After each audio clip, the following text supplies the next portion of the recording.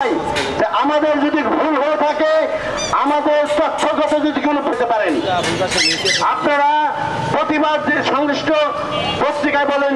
আমাদের মাঝে বক্তব্য রাখবেন রুকুর রহমান সভায় আকাশের উপর পরবর্তীতে হামলা হয়েছে। সংগ্রামী সাথী ও বন্ধুরা আমার, সাংবাদিকরা যারা হামলা করে তারাই দুঃসাহস দেখাতে পারতো না। আমরা দেখেছি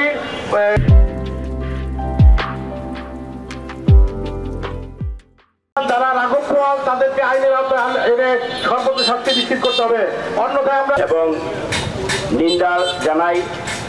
তো আমি একটি কথা এবং আমার অন্যান্য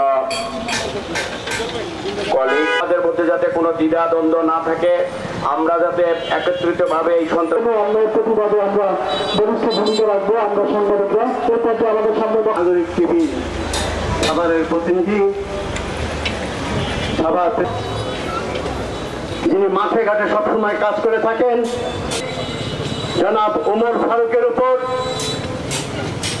ফারুককে হুমকিয়েছেন। আজকে এই গত তাই বলে এই না যে সেখানে গেলেই আমরা চলে যাওয়ার হুমকি দেওয়া। আমার এই সরাসরি বন্ধুর নানা ভাবে দিনে কি হয়েছে আমরা সেটা বলবো না।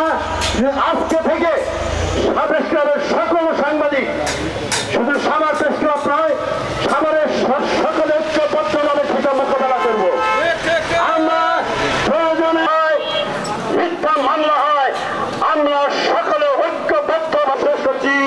সবাই ভালো থাকেন, সুস্থ থাকেন, দেখা হবে হয় যে কোনো সময় আমরা তৎপর আছি। আমরা হুঁশিয়ার করে দিতে চাই, আপনারা জানেন সম্প্রতি অতি সম্প্রতি শিকার হয়েছেন, হুমকি ধমকির শিকার হয়েছেন। আমরা আসলে প্রতিবাদ